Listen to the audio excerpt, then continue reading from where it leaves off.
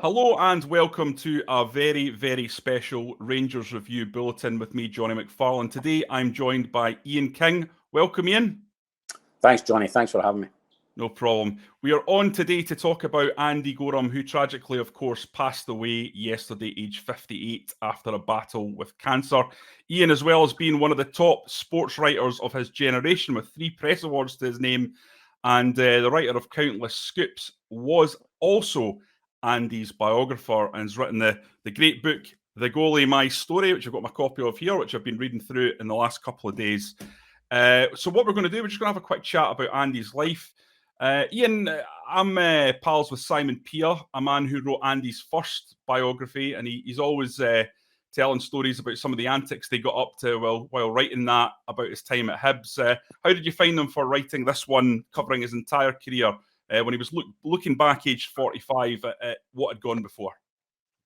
I think I probably had an easier time than Simon, to be honest, Jonny, because Andy was retired at that point. And as would go well with the goalie's colourful life, he was banned from driving at the time, and he actually used to write down all the anecdotes on the train in from Carluke, and we would meet at Regano. I would tell him what the chapter was going to be about that week. I had a writing process where we wrote a chapter a week over 16, 17 weeks, and all of these different lunches. But it was actually unbelievably organised, and he would bring in handwritten notes with anecdotes and stuff like that, and things that we could go through with the book. And I had a real terrific time doing the book. You know, he was unbelievably honest. You know, he was honest about his past. He was honest about his private life. He was honest about his regrets and stuff like that. And it was a great experience, and it's actually brought a lot back. Obviously, I was in touch with him right up to the end, which is hard to take. You know, like just some of the messengers we had going back and forth. I knew how close he was to the end, so it's kind of a sad loss. Yeah, absolutely, of course. But I suppose the positive side, the upbeat thing about Andy's life is that he'll always be remembered an absolute legend. And in my view, and I think in the view of people who watched them play, someone that you just never forget, because the way he performed for Rangers over the 7 years that he was there was heroic at times. And what we're going to do is go back through all those times on the pitch and just reminisce about Andy's career and life. Iain, it was a poor start. There's no getting away from it. He pitched up to replace Chris Woods, who was another fairly legendary figure in terms of his qualities. England international. I think there was a sense that Walter wanted to get in a Scottish player because of the situation with the Champions League and the 3 foreigners rule at the time.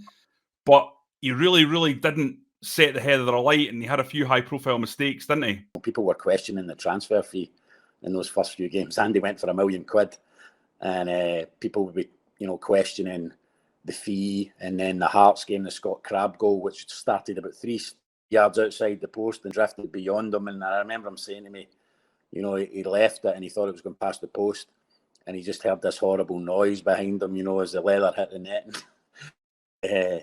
Just that goal. The goal against Sparta Prague. He then came out, and I remember, like one of the stories in the book, and McCoy was always good for a one-liner, was after the Hibs game in the final in the Scotland Cup, he came out and punched one straight to Mickey Weir. Mickey Weir dinks it back in the middle. Keith, I think it was, that scored the goal. And, Goram had said in his press conference signing for Rangers that he'd come away from Hibs to win medals. So obviously that had gone down with Hibs fans really well. And when that goal happened, he came in the next morning to training at Rangers, and he said, just to the basic dress, just think if I was still at Hibs, I'd have a league medal in my pocket. McCoy came up quick as a flash. He said, if you were still at Hibs, we'd all have League Cup medals in our pocket. But he had that kind of start. It was a bad start. But typically, I think for Andy, I think the game that made him was the first Old Firm game. He had a clean sheet in his first Old Firm game at Parkhead, and he never really looked back, And after that, I think he became such an occasion player that just on the big stage every single time. Yeah, and one of the key influences throughout his career, arguably the key one, was Alan Hodgkinson, the goalkeeping coach that had been with him previously. Now Walter brought him in. How big an influence was he on Andy as a player and as a man? Because perhaps both are as appropriate, Iain. Yeah, absolutely, Johnny. I think Andy lost his dad when he was like 23 years old. He was young, and his dad had never been like a coach of him or anything like that, but he'd been like almost like a psychologist after games. He would speak to him, and I think Hodgie took over that figure. He became the father figure in his life, and it was a brilliant move by Walter, and I think summed up Walter's man management, because he actually brought him in after that start and said to him, "Look, what do we do to help you? Tell me what we need to do to help you." And the goalie said, "I need Hodgie here. Can we get Hodgie here?" And Hodgie, remember at the time, was coaching Peter Schmeichel at Manchester United, so it was no mean feat to kind of persuade Sir Alex at first, to have Hodgie up a few days and split his. At that time, Alan Hodgkinson was splitting his time as a man who was in his sixth at that point. He down Manchester working with Schmeichel, and then come up to do 2 days with the goalie, which was, like a sign of the relationship between Ferguson and Smith, but also, a sign of how shrewd Smith was, that he knew the goalkeeper needed something to get him through what was a pretty hard start to take at Ibrox. So, no, I think, and eventually, obviously, Hodgie became full-time at Rangers, and I think without Alan Hodgkinson, Andy Goram doesn't have the 7 years that he had at Ibrox. Yeah, absolutely. In terms of Andy overcoming, should I say, these difficult times initially, it seems to strike me that part of his character is that mental strength, that intrinsic ability to shut out the noise, the negativity. He says in the book, and I thought this was a fascinating point that he made, that goalkeeping is 90% mental. Tell me a little bit about his psychology and how that made him as a keeper and helped him overcome that period. I think, like, the one thing I think about Goram, like, Goram was a warrior, and it gets on, you don't look into his psyche that much because of the things that were around him off the park. But when you watch him on the park, the one that springs to my mind, and people have kind of memories for me when it comes to the second leg of the Battle of Britain, where people say, Rangers just went down there and beat them 2-1 again. Just got absolutely battered. It was an absolute doing. And the ones between them, to me, between them going out of the Champions League that night and then going on to do it that year,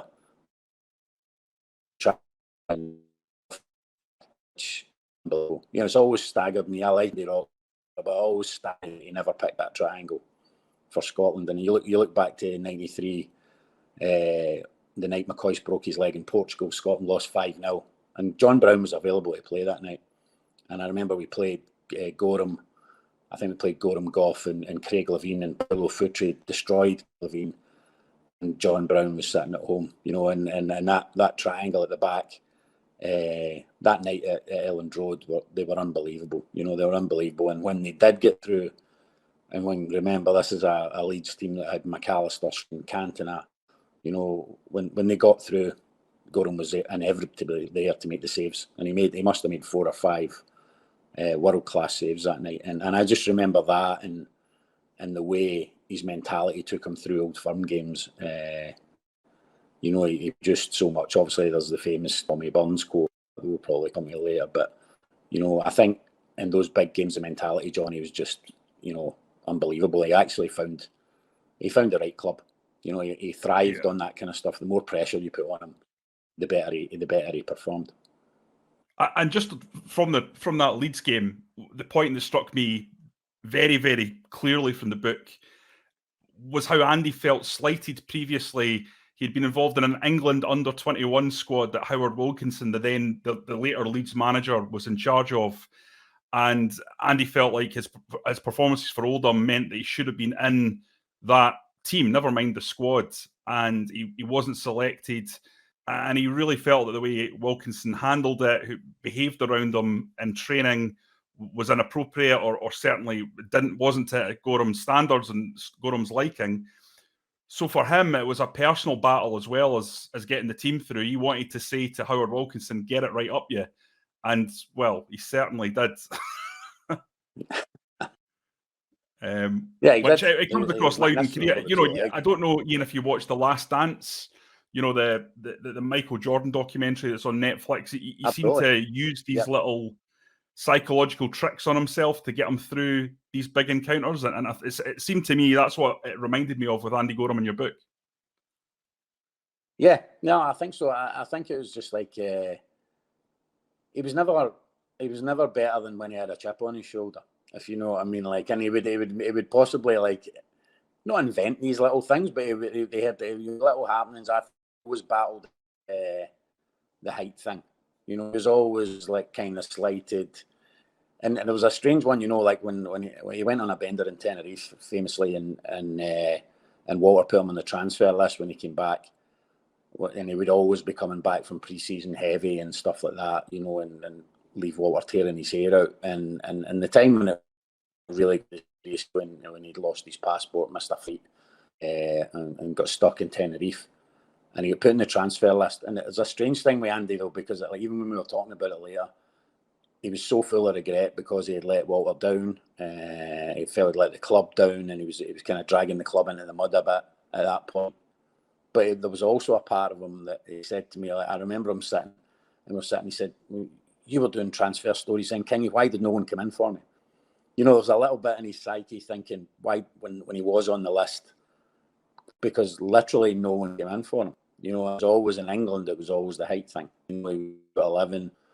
I remember Hodgie telling me that Hodgie changed all the drills because when they were doing drills, Andy had to make two steps to get across to make us, where Schmeichel had to make one. So they would have to work so incredibly hard on his footwork and stuff like that to get him across. And he was always had that little chip on his shoulder about the height and why would a top English club not come in for him. So later on in his career, to be honest, like one of the nicest times we shared, and it was right in the twilight of his career, was when he signed for Manchester United and boyhood heroes and actually got to play for, you know, as a kid. Because I know how much he was only 2 games, but I know how much those 2 games for Man U meant for him. Yeah, absolutely. We'll get on to that Tenerife thing. I'm not gonna just leave that there because that was a hell of a story. But we're going to just quickly touch on the 92-93 season. Andy's winning Player of the Year that year and the Football Writers Player of the Year. Astonishing when you think that was a Rangers team that won the treble, that had McCoist and Haitley. I know McCoist was out with injury through some of it, but there was lots of good players in that team who were contributing all the way through and playing at an extraordinarily high level. And yet it was the goalie who was considered at the apex of what was achieved. I mean, you think about it, not only winning the treble, but that incredible run in the Champions League, the first Champions League. Is there any games that stand out in particular to you? And the one that for me really says Andy Goram, screams Andy Goram, was the sort of February 92 game against Aberdeen at Pittodrie, where they had Booth, Jess in their pomp. Pat Lynam was there as well. Duncan Shearer came on later in the game. So serious firepower by Scottish football standards. And he just defied them, save after save after save. An incredible performance. And that kind of summed him up for me. He was just capable of the unbelievable. There was one that, like, I don't think many people knew about, and I knew just because we were on the inside of it at that point with Bruges away, which is 1-1. Peter Houstra scored the goal, I think, and there was 2 things in that one stuck in my mind, and one of them was Bomber, which was just like an animal, an unbelievable, you know, defensive attitude, and there was an unholy goalmouth scramble in the game. Rangers were under pressure that game quite a lot. It was a good Bruges team, and there was an incredible scramble in front of the net, like where Bruges had 5-6 chances to put it away, and in the midst of it, Goram had, you know, someone trampled on Goram's ankle and raked their studs down the back of his calf, and it was you know, he's up in agony and all that stuff. Can you see who the perpetrator was? And it was Bomber, because Bomber had forgotten that the goalie had different coloured socks in the outfield play. He just basically assaulted the leg that he saw nearest to him, and then after that, so he was already carrying that injury, And then after that was when, I don't know if you remember Daniel Amakachi, he was a beast of a player up front for Bruges, just a physical specimen, big guy who was coming through. And the goalie made it, as he did that, where I think he was peerless was one-on-one. He stayed long, so big, one-on-one, you know, like he made himself, for a small guy, he would stay long, so big, and how many, he just spooked players when they were coming through on him. And he did it the same that night. He made an unbelievable stop from Amakachi, and he actually did the posterior cruciate ligament that night. And for the rest of that season, he never trained. He was actually playing with a ligament at the back of his knee, and I think that summed him up. He never trained the entire week, and then he just played the games. So for the tail end of that '93 season, he was literally on one leg, and it was just one of those ones that I wish I'd known that, like how bad that injury was at the time. It'd have been a great story, but he never told me. So that was there was a scoop I missed that one, but I think that summed him up. You know, and also just the courage he had. I always thought one-on-one, when people were running through on him 1-1, you were thinking himself, he's going to save this. You know, like, whereas with other keepers, you wouldn't have that faith in him. Yeah, it was that thing about him being the master of psychology, because he would never blink first. He was just so calm in those situations. He would say to the striker effectively, "You decide, because I'm not making a decision. I'm not deciding for you." You know, if the keepers go down in that situation, it's so easy for the striker then, because they go, "Right, brilliant, just loft it over you, just slot it around you." But Andy would just wait and wait and wait and wait. If you watch the stuff on YouTube, you just see that over and over again with positions where players get through with a reasonable amount of time. He just does not make a decision for them at any point. He makes himself big. He waits and he waits and he waits, and then they miss. Yeah, and the injuries continued from that season that you mentioned there, Iain. The situation with his cruciate ligament obviously left him out on the treatment table for quite a long time the following season, and I think he only played 10 games. Subsequently, at the end of that season, there was the incident in Tenerife, which sounded like something of a tabloid delight, that, given you had a player out there missing his flight, getting involved in punch-ups, boozing, all the rest of it. So what was it like at the time?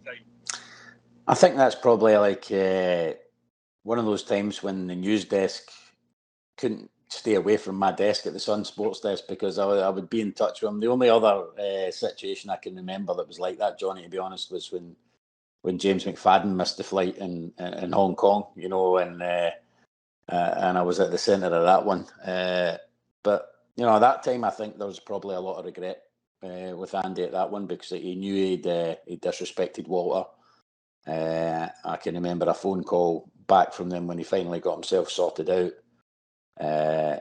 And he said to me, you know, "How do you think the gaffer's going to react?" I said, "How do you think the gaffer's going to react?" I said, "I think you're going in the transfer list." And he was like, "Oh, no, he'll not, he won't do that. You know, Willie, you know," and he was terrified to come home. And it was the way he reacted, you know. And I think if there had been, there's no doubt in my mind, if there had been a significant offer that summer, they would have sold him. You know, like Walter was at the end of his tether.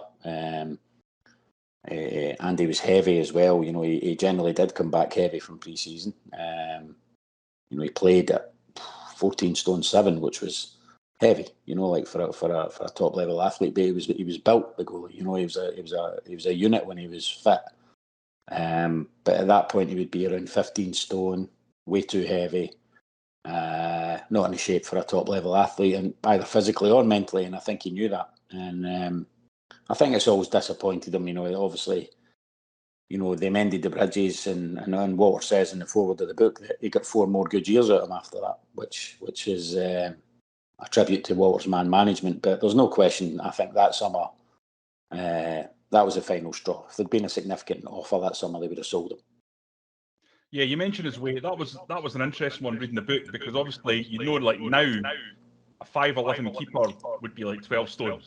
Yeah, you know, and like he was muscle though, you know, like it wasn't like he kind of revelled in all that stuff, you know, like, and I think a lot of the 9 in a row boys do, because, you know, that like Goffey's the team that drinks together wins together quote, I think, has gone down in legend. But if they were in the state that they were supposed to have been all those times, then what state were the other team in?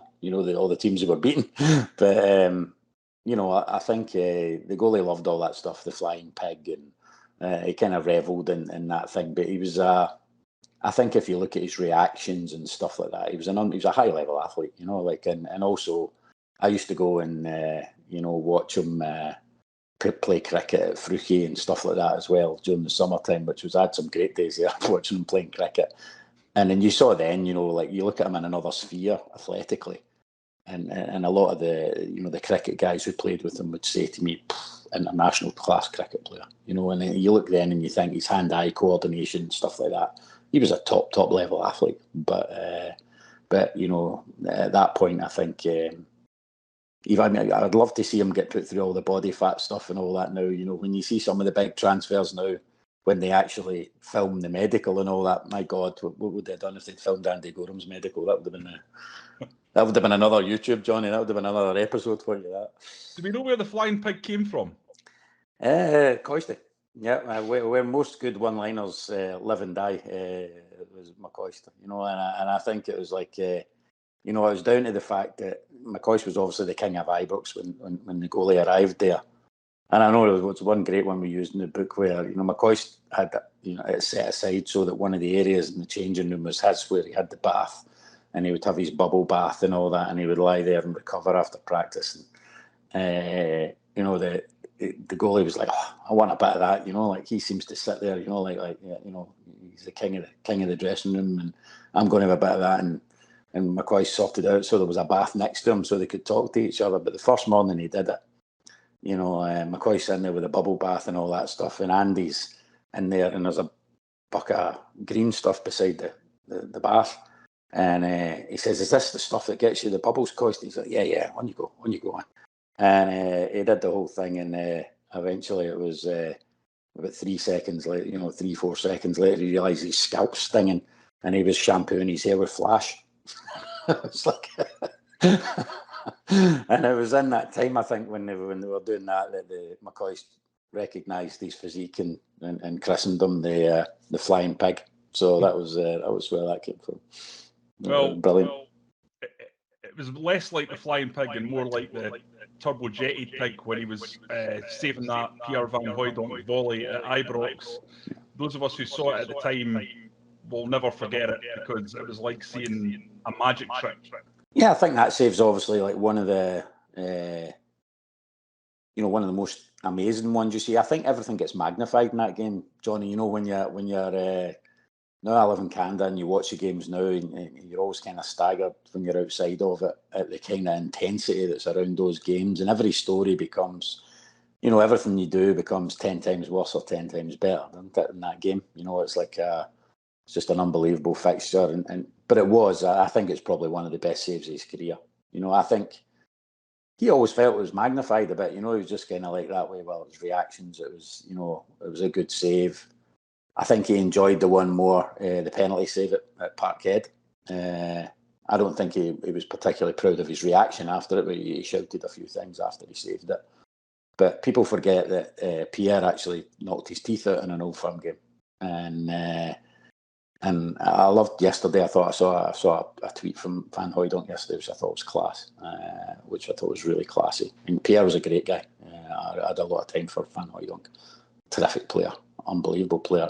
But there was a collision in an Old Firm game, and Andy got a couple of teeth knocked out, and he always remembered it. And I know he treasured the penalty save at Parkhead more than the one that everyone remembers, because it was down to a little bit of information that he got from his dad on right-footed penalty takers, and it was always like, go to your right, and he always remembered that, and that penalty was a vital penalty at a vital time. Keep Rangers top of the league at the time, and he goes to his right and saves it. I think under the current rules, if you look, he's probably about 3 feet off his line when he saves it. So I'm pretty sure they would give it the old VAR now that they're bringing it in, and they would drag him back for taking his feet off the line. But it's a great save, and his reaction, after that, and just showed in the big games, when he made he made those like big saves and big games. I think the penalty save meant more to him because he had a link to his old man than the one he made at Ibrox. Yeah, I mean, Rangers icons are made in these games, aren't they? And he just didn't do it those 2 times that we've mentioned. It was time and time and time again over the 7 years against Celtic in particular. Tommy Burns probably said it best when he said, on my tombstone, you know, once I pass away, I want Andy Goram. You can put Andy Goram broke my heart. And that was something that Goram himself really liked. Yeah, it was. And I think in that season particularly, you remember Celtic only lost 1 game and never won the league. And a lot of that was down to the Old Firm games where, you know, I think there's a few saves, I think, if you remember, particularly from Paul McStay. He had one going to his right-hand side, a fingertip pass in an Old Firm game, one that he put over the bar at Celtic Park from pile drivers from McStay, that from any other goalkeeper, they're goals, right? And another one I remember particular, a free kick save from Darius Dovcek, which he tipped over the top. Yeah. And then another one that he clawed at, I think it was Stuart Slater, believe it or not, like a volley from Stuart Slater.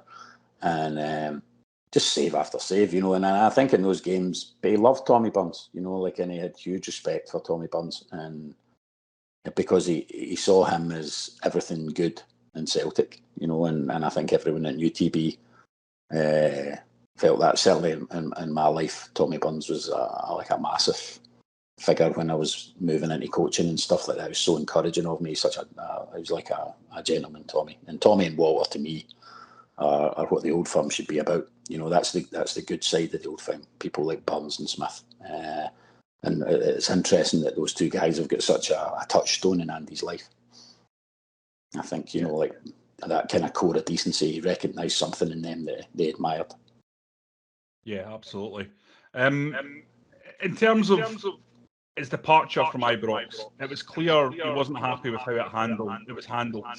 And I wondered if you could just talk about that, because he was only 34. He wasn't an old guy, especially by goalkeeper standards. Yeah, but I think like Dick, and I knew Advocaat pretty well, got to know Advocaat really well in his time at Ibrox. And obviously that kind of what he saw as a booze culture, which wasn't, it was exaggerated, that, you know, like I said to you earlier, like they couldn't have been in that kind of, and I was lucky enough, like with both sides of the Old Firm, to be able to go for a drink with the players and stuff like that, things that wouldn't happen now. But like, you know, Advocaat came in, clean sweep. Murray obviously was bankrolling it to an unbelievable degree at that point. And they wanted to bring in another goalkeeper. And I think Advocaat felt that he would have to do it, you know, by clean sweep, you know, and everybody like the old team were out. And you're right, Goram could have possibly stayed on for a couple more years. But I didn't think it was handled well. You know, like I don't think Advocaat ever spoke to him. You know, he didn't like explain the situation to him. There wasn't a meeting. That wasn't Dick's way. Dick was like straight down the middle, and there was no emotion or any, you know, affection or stuff like that for what had been done in the past. Advocaat was about what was going to happen in the future. But you can't take emotion and stuff like that at clubs like Rangers. You know, like that's what makes the place's heartbeat. And I think Dick probably realised that by the time he left. But when he came in, it was kind of that Dutch way where it was like, you know, we move ahead. There's no sentiment, and he basically he cut ties with a lot of the 9 in a row players, and yeah, I would think they deserve to be treated better.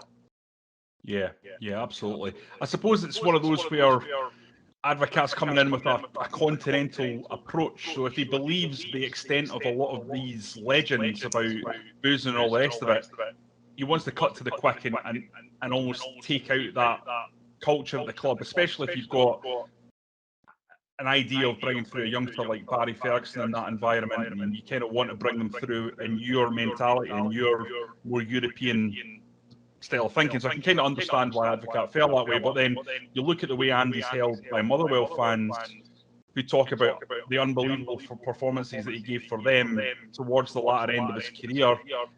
You wonder if, he was actually still good enough to stick around. And I think he's still a better goalkeeper than Lionel Charbonnier. Yeah, I think like the one that stuck with him, I remember, Charbonnier did an interview at Air Races, bizarrely. I remember. He was doing the interview at Air Races. I don't know if you remember, Charbonnier actually owned horses and stuff like that. We just had a big interview with him last week or the week before. He was actually very complimentary about Andy, but he's a horse racing nut. Yeah. But there was one interview right back at the start, where they asked him about him being there as a new Rangers #1 and stuff like that. And he said, yeah, I'm here because Andy Goram drank too much and stuff like that. And that always rankled with a goalie. Like, I knew that did not sit well. And he didn't see him as a right successor. He certainly had a lot of time for Stefan Klos because he loved Stefan Klos. But I know that one was stuck in his throat a little bit. But he went on, and it's actually interesting. When I did a thing recently for a magazine that a friend of mine has launched back home, and it was about Coop. And when you look at the contribution that Coop made at Motherwell, and Souness let him go for 50 grand, and you look back at that, there's maybe two players that could have been kept around the place. And it's interesting. I think there's a parallel there, Johnny, when you look at, like, I thought when Alan McGregor was brought on for the last 2 minutes of the cup final that was a swan song and a goodbye, and he looks like he's there for another year, and I think he's there for another year. Hopefully, I would think, to have an influence on McLaughlin and McCrory if they stay around. And I think Andy could have done that, if it was someone like Klos coming in and Goram was there to work with him, like to let him know. But Charbonnier probably wasn't the best fit for something like that. But I do think he could have been treated better on the way out the door. Yeah. I want to touch on just a little bit on Andy's personal life, because obviously it's a huge part of his story, of what made him such an interesting and fascinating character for all you guys who were covering him at the time. We often talk about the fact footballers now, they're clean-cut young guys, they're a bit boring. Andy certainly wasn't boring. No, he certainly wasn't. No. The one thing is, I think, obviously, I think you're going to be fodder for the tabloids when you've got 3 divorces and all that kind of stuff, and the personal life. But I think there's a side to Andy that people didn't see. Like on my side of it, he was the one guy who asked after my kids every single time. And he knew, like, how's Bruce doing at his football? Who's Caitlin doing with her music? Like, he knew what they did. He knew where their interests lay, and genuinely interested in how they were doing. Always asking after my wife, and we'd have. And some of the times that we had away, I think honestly the nicest time, Johnny, was certainly the Manchester United one, when I covered the story, we broke the story about him going down there, which was, excuse me, so funny. Like he thought McCoist was winding him up, and it was like, it's Sir Alex, and McCoist could do. I don't know if you've ever heard McCoist's Sir Alex impersonation is pitch perfect. So he honestly could con you that it's him on the phone, and he's doing the trick with the R's and all that. It's Sir Alex. I want you to come down. Barthez is injured and all that, and Andy put the phone down. He thought it was Coisty. He's like, put the phone down. He's like, very good, Coisty. Put the phone down, and it was Sir Alex, and Sir Alex phoned him back raging, and he was like, kind of like, look, you. And he gave him, and and eventually he was kind of like, oh my God, it is Sir Alex, So and when he went down there, but that time that I shared with him down there, just so fantastic. It was like seeing, like, he was like a little kid. He was 36 years old at the time, and I remember the day after he made his debut for Man U in the league, I was down staying with him and Miriam, and we had there was a guy, he lived in Lanark at the time, or Kilkerlook, and around that area. He owned the pub, Maisie's pub in Lanark, and there was a guy who owned a restaurant called Lavinia in Lanark, and I don't know if you've ever been. It's a brilliant restaurant, and they had a bottle of Barolo 1964 from his birth year, and he said to me, and he gave him it. The owner of the restaurant gave him it, and he says, "We're going to drink that the day I play a game for Manchester United." And the day after, his debut for Manchester United, we demolished it. It was great. It's the most expensive bottle of wine. For a guy from the Murray and East Kilbride, Johnny, I was drinking 1964 Barolo. It was excellent. But no idea what I was drinking, but there you go. It was terrific. And but just even seeing the joy then, that he got out of that experience, and we just laughed a lot about that. At that time he was going, and Beckham would take 50 balls out to practice and smash free kicks past him, and the whole experience and all that he loved. And the famous one, like speaking to Roy Keane in the dressing room and stuff like that. It was like he just loved the whole thing of being about it, and it was terrific. He got that at the end of his career. I know how much it meant to him to actually do that, and that was honestly the nicest time I saw. Like, when you're talking about personal things, like a side of him then that was just, forget all the things that had went before. It was just a starry-eyed kid that was actually getting to play, a couple of games for Man United. It was excellent. Yeah, and of course, as time went on as well, after he retired, he must have got a sense of how loved he was by the Rangers family. Being voted as the greatest keeper in history. And I know some people, I think because what happens is a new generation of football watchers come through who maybe haven't seen previous players. And listen, I'm as guilty as anyone for this. Iain, someone asked me who's the best target man Rangers have ever had. I would say Mark Hateley, because I didn't see Derek Johnson apart from in videos when I was a kid growing up. I don't really have the context. So what happens is youngsters coming through now that you see Alan McGregor and they go, how could anyone be better? Yeah, I would say I think it's close, but I think I think it's Goram hands down for me. I love Griggsy as a player and a person, and he's like, having seen him come through and know what he's been through to get to the levels that he got to, it's amazing he's still playing. When you saw obviously, you saw McGregor beats Goram. I suppose what I'm saying is just at their best. Yeah. Well, at their peak, I still think Goram. And to be honest, like, if you saw Griggsy when he was a young kid, you'd be amazed he was still playing when he's 40. I used to watch him when he was a young kid at dues and things like that, and you'd be like, oh, this kid's going to blow out in like 2 years. But he must have found a level of professionalism after that. But I know how much Griggsy thinks of the goalie and stuff like that. And I think it's always a tough debate, that one. I mean, the one I think that most people, when you look at the team, I looked back at the team last night, and I don't think you can dispute any position, to be honest, apart from who partners McCoist. Yeah. And up in the team that the fans selected. But I think people just picked it as a tandem, because it was kind of like when I grew up, Toshak and Keegan at Liverpool. You couldn't imagine the two of them not playing together. So I think people, McCoist and Hateley, it became the same thing when, they had the thing that Andy, I loved it, they called it the BFG.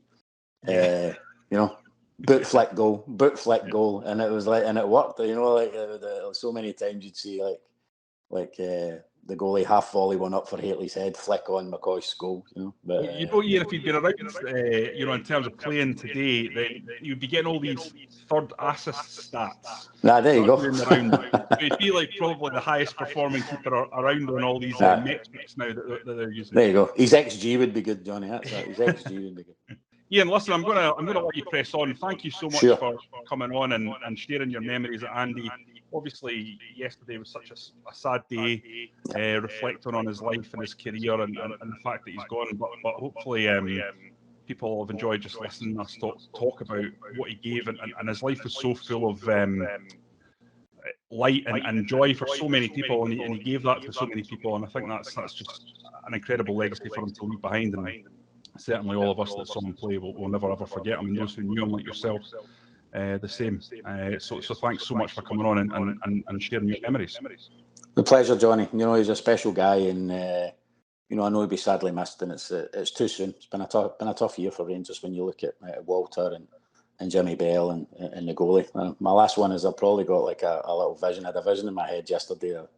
If there's a dressing room up in heaven, the door just opened, and I think Walter's sitting there going, oh, no, you again.